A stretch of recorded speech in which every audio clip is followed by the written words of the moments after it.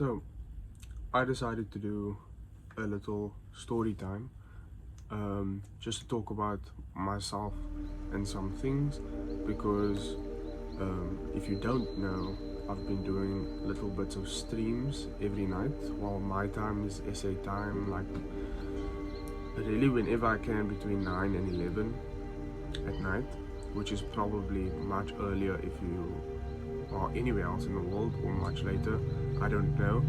But in those streams, a lot of people, or every now and then, I'll get a message in the chat and it'll be like, I don't know how you're so talented. This is not to glaze, the point is, they say, what steps would you take? How would you get there? How can you get so good? And the point of this video is to not be discouraging. So instead of me giving you a bunch of motivational mumbo jumbo, which I would usually do, I'm gonna make things a bit different, and I'm gonna talk about how I started. So my father was really good with drawing, always was. Our entire lives, my sibling and I, we just admired it, and we just knew that that was something that he was good at. And eventually in school, or when I would draw, or when I would pick up a pencil or anything, we kind of noticed that I had a similar trait or talent. It became what most people call a talent, but at the time it was just me messing around. That's how it started. Very early on, when I was bored, I don't like to sit and do nothing. That's just the type of person I am. I need to be doing something constantly all the time. And that went into video games, that went into kind of little bit trickling into graffiti, that went into doing the art stuff. And that's what made it so consistent for me, was boredom. At the time where I didn't have much going on, I didn't have much to focus on, I just wanted to bide the time, wait. I was just chilling at home doing nothing. I didn't have Wi-Fi at the time.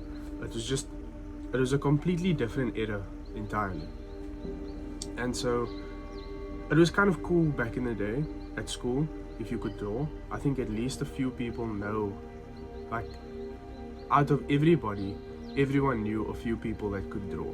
And whenever there were certain projects or certain things, it was nice to know, like, yo, Kieran can draw, Kieran can do this, Kieran can do this for the project or the poster, or for this subject that we need to do this. And that kind of gives you a little bit of confidence, because you are all of a sudden relied on, and people think of you in a way that you never thought.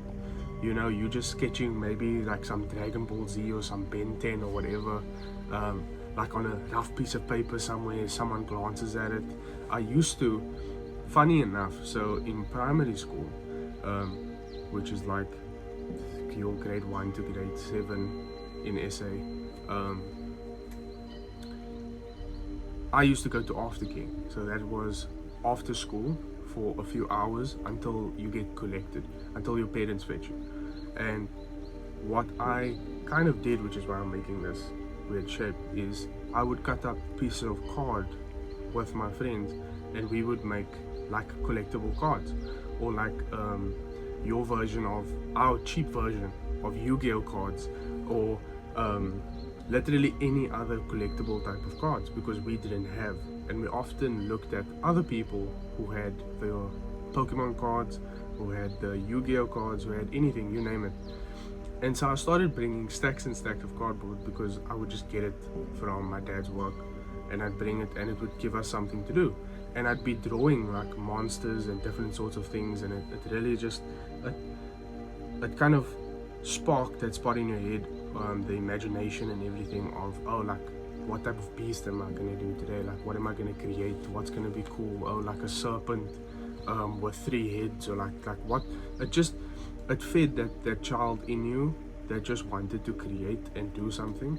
And it was little moments like that throughout school that kind of just led to me continuing to draw. And eventually I would get like a few books, or my dad would get some like anime books or whatever. Like the very first anime book I've ever seen was Bleach, and it was his, and it was like a full like volume, like I can't remember if it was the first one, but yeah, like fully black and white. It was beautiful. I still remember how it looks, and that's how anime kind of trickled in as well into my life. But at that point in school, my talent, or whatever skill level I had at drawing, was kind of entry level. It was kind of basic. It got me around, it got me some interest. Some people were like, yo, that's cool, that's amazing. You know, I feel like any point in school where you really put work into something, people kind of know you for that.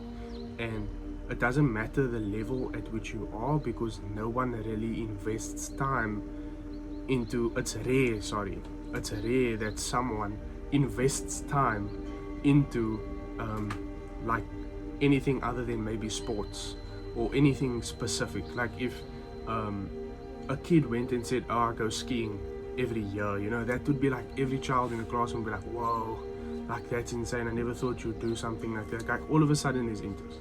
So with art it's kind of similar. You've always got your artsy kids, and we had art classes and stuff like that, but I never took it serious. It was kind of just this cocky situation of like, oh, it's whatever. And you know, you used to cut up magazines and create collages and all of that stuff. I really was not into that, and it was always collages or painting or some bullshit that I wasn't into. I didn't like it. I wanted to sketch and draw and try different things, and draw whatever I wanted to draw. That was the point. I think as artists, the main thing that you should always strive to do is draw whatever the hell you want to draw. That is the key point.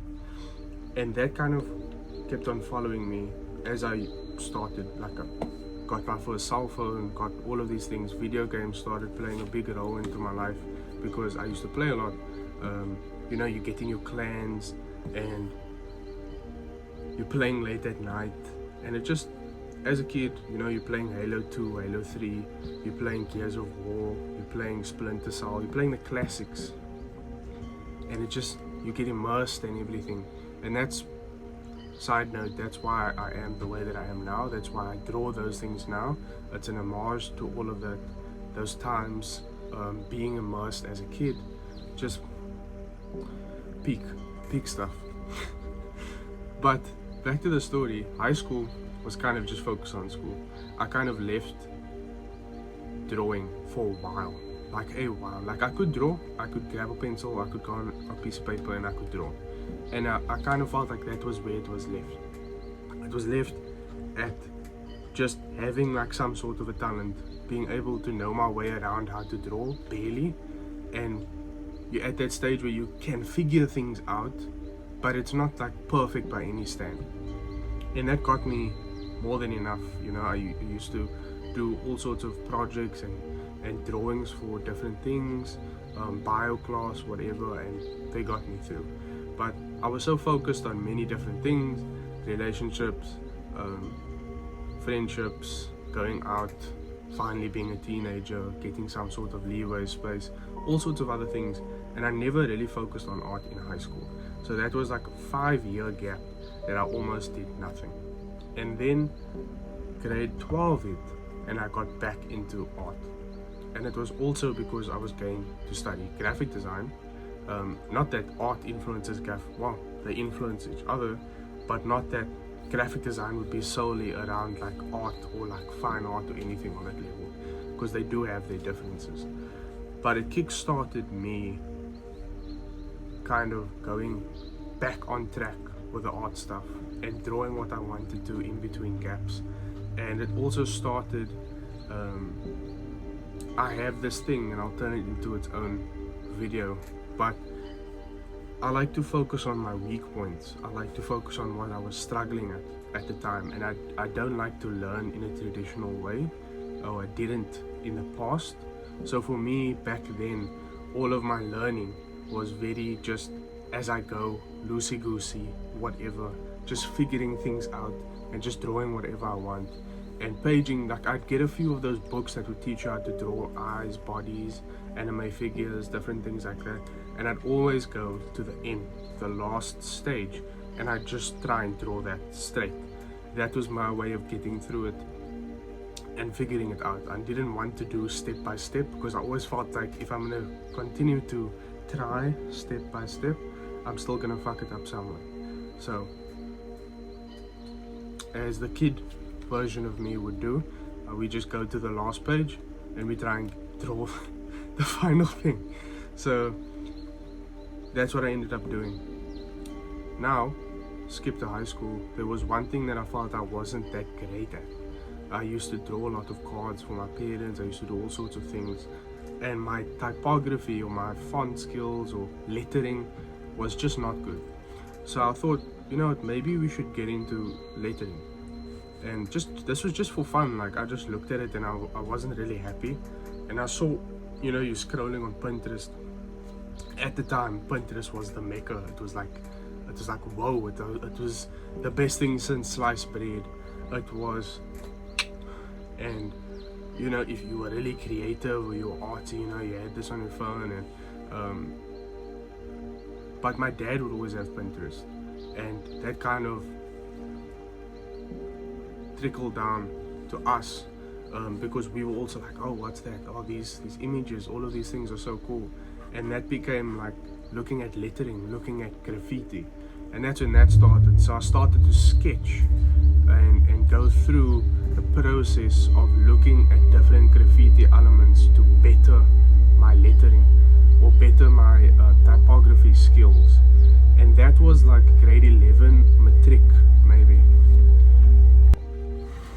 Sorry, an unscheduled break. But my point was that I decided I'm going to focus a little bit on graffiti. And so I never got the opportunity because we never had many like free walls, as what you call it, like overseas, where you could just go and graffiti and give it a shot. And also for me, being like a student with no job, I didn't really have money for graffiti cans, which were like 80-90 bucks I think per can. And there were very few places where you could buy the proper graffiti cans. I think there was only one store in town, and at the time it was like 2 hours away or whatever, so it wasn't really. So I would just sketch. So I would have books where I would just draw, or I'd do maybe some small painting of graffiti, and then eventually I got a Wacom tablet, and that spurred the digital art. And that era of like, okay, this is cool. I've been doing some sketches and trying some things on paper. Now this really feels like an upgrade. So now we're moving on to digital. But also I was never really focused on getting the fundamentals and the basics and having that clear path. So I just wanted to move to digital art because that's what I was consuming and that's where everybody was going. And I was like, wow, I guess this is the next step. That's what we got to do. And that also progressed. I eventually kind of stopped the graffiti because it was just digital pieces. I hit walls and I was like, I think I'm gonna focus and pivot onto something else. I still love graffiti, I still love lettering. I might make a slight return, come back to it, put some elements of it in any new or original pieces that I could be working on. Stay tuned for that. But that was that part of my life, grade 11, 12. I was around 17, 18 at that point.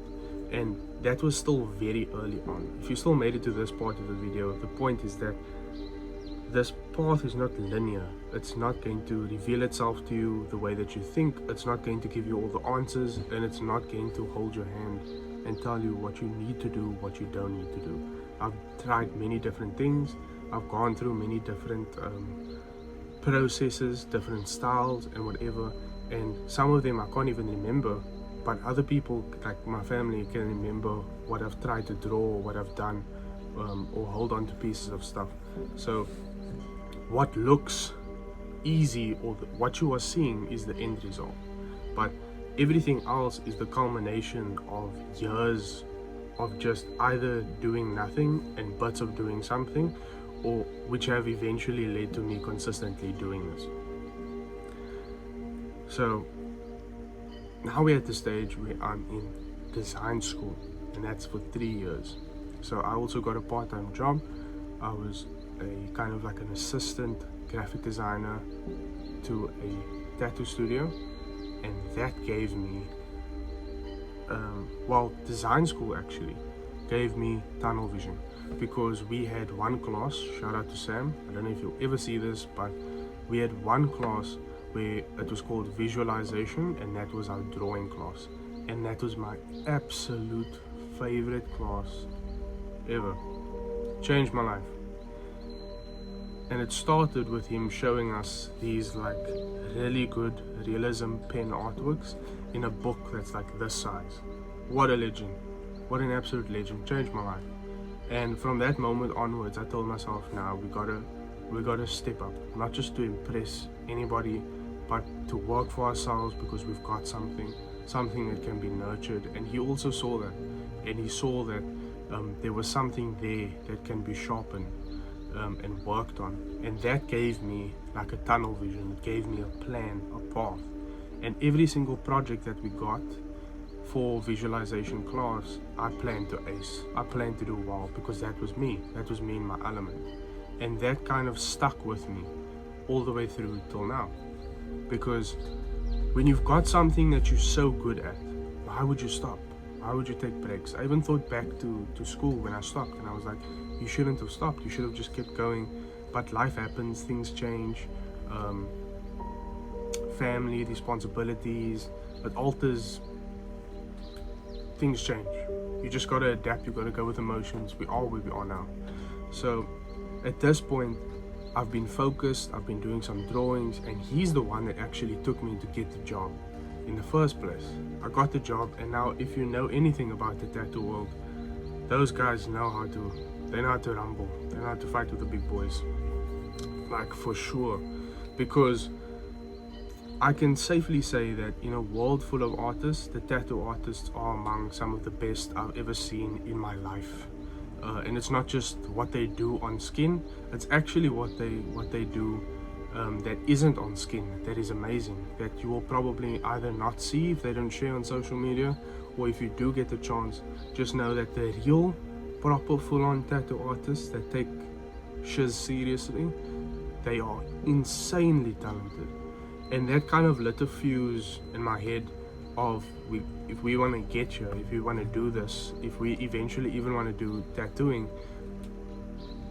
we got to step up the game. Like, we are entry level. Like, it felt like, if you watch anime, it felt like when you reach your first big fight, when the main character of an anime or a movie or whatever, you reach your first altercation, your first main fight, and you have to get through it, and you get through it maybe barely, or you lose, and you realize how far behind you actually are, more than what you thought.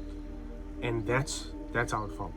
Like, the world was so far ahead of me, and everything was just there. And so when people leave those comments in the stream, or they ask like, how do you get this good, how do you do this, that's exactly how it feels. And I just want you to know that doesn't matter. Where other people are, and I will always say this, where other people are is where they are. Where you are is where you are. You need to focus on being your best today, being your best tomorrow. So that means drawing today, drawing tomorrow, and figuring out how you can get there. That's it. That's the most important part. And so I showed them the sketches and all of the stuff that I did in design. You know, they asked questions. Eventually I got the call, I got the job. At first it was just showing up, it wasn't really a job yet, and then it became that. And through that, everybody kind of helped me get my drawing together. Did some editing, did some design. Through that place, I learned quite a bit, and I already kind of understood certain things from design school, from drawing at home and stuff, but what it did was it sharpened what I already known, and it took me further for its part until I left, and whatever. So from that moment onwards, I decided I'm going to do conventions after I left, and then that gave me a newfound purpose, and it gave me like a goal, an end point of which to reach. So from that moment onwards till the convention, we had to hustle, we had to work, we had to do things that we wanted to draw, and that we wanted to show the world and provide and really just show off some skills, technique, all of those things. And we got to work. So drawing every single day, which is also tough because you have to make sacrifices, you have to leave certain things. I love playing video games, I love watching YouTube, scrolling, doing all of these things as much as everybody else, but this is where we are, this is what we need to do, right? So this is the sacrifice that I have to make. So every now and then the focus was like, hey, we got to get back on, we got to plan, we got to draw some cool stuff, and we just got to focus on getting it together. And from that moment onwards, since I was studying, the plan and the path kind of unfolded, and it's not linear, but to me it became more linear, you know? It's like when the fog clears and you can see things and it starts making sense. So just a little story time of kind of how art started for me. I know this video is long, I hope you made it to the end. Thank you for all the support. You guys allow me to keep posting these. Thank you for all the love.